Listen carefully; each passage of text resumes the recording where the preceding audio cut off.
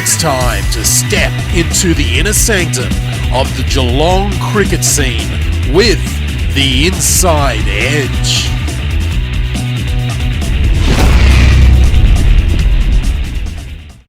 Hello and welcome to the Inside Edge for another week. I'm Wes Cusworth, joined by Mark Brunga.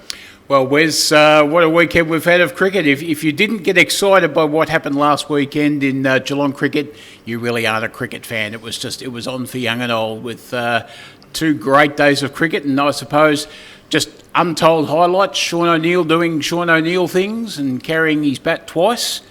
Extraordinary, wasn't it? He's elevated his batting average to 75. He's made 829 runs, and you'd think that he's back to the sort of form that won him the Jack Singh medal not so long ago, in which case he actually made 1,000 runs for the season. So I reckon that's on the cards for Sean O'Neill. Absolutely, and I don't think I've seen as many fifers taken in a weekend of cricket than what we saw on the weekend. There were fifers absolutely everywhere. Michelle was everywhere on the weekend. Plenty of forfers too. There were some really good bowling performances. Ben Horn, he's elevated his bowling aggregate to 38 wickets for the season. He's been in extraordinary form. Of course, Leopold splitting their weekend.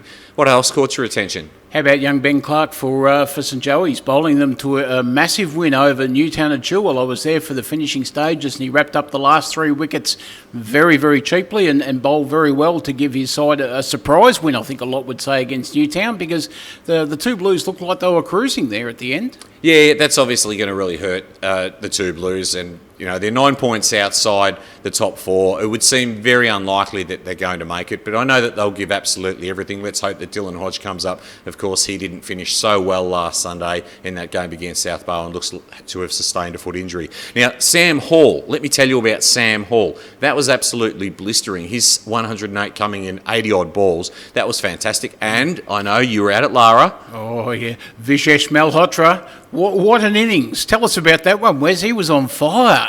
Absolutely extraordinary effort by Vishesh. 58 balls or thereabouts for 105, so extraordinary. He's promised that sort of thing all season. He's got away to a couple of 40s and 50s and the like, but I tell you what, he is such a weapon, and if Lara are able to benefit from his experience and his expertise in finals, they could go all the way. The other big thing, you mentioned South Bowen before, we had a tie on Sunday. It wasn't just a tie, it was Newtown and Chilwell's second tie for the season. I mean, some players go right through a career without playing in a tie, and there's the two Blues, and they've experienced two in the one season.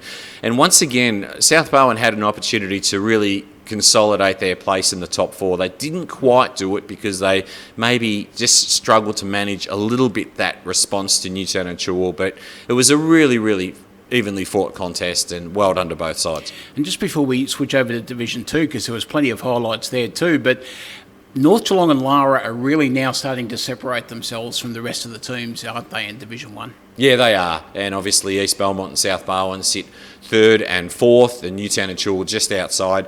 But as I say, 9 points outside, which means they've got a fair bit of work, and they've really got to rely on other sides and other results going their way. Absolutely. Well, Division 2 action was very interesting again on the weekend, and I think a lot of people sat up and took notice because there's some life in the old Dragons yet from Hamlin Park. They had two massive wins on the weekend, knocking off two of the top teams, and they're right back in town, Michael Lima and the boys. Yeah, cricket is such a momentum game, and one would imagine that they are really going to benefit from this, and the Dragons, I think that they consider themselves a real chance to finish well over the last couple of rounds and actually contest. Absolutely, yeah. And look, it's anyone's game, and also Mills from Belpost Hill just fell short of his century, unfortunately, on Sunday. But 97 was enough to help his side to retain top spot in the ladder and back to top for Belpost Hill. Yes, and there's plenty of interest, obviously, with what's happening in the GCA 3 too. So some really, really good results there, and of course, I know you spent a fair bit of time last Sunday down at the Barwon Women's Cricket Competition Grand Final. What a crowd down there at Kinnedia Park. It was great. It was just, I said to Lisa, and we'll catch up with Lisa very shortly to talk about the day, but it reminded me of a real English village green sort of atmosphere with crowds around. There was some marquees there. It was fantastic, and the atmosphere there when there was a boundary struck was just great. It was like you were at almost, at the MCG. There was that much atmosphere there. It was just fantastic, and Ocean Grove, they were great.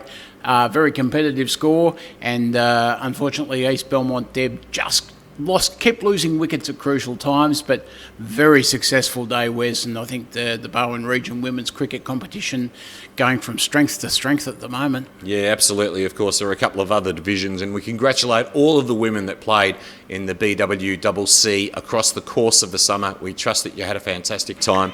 And of course, that story is to come on the other side of these sponsor announcements. Mark's spending quite a deal of time down there at Kardinia Park. That's all to come after this break.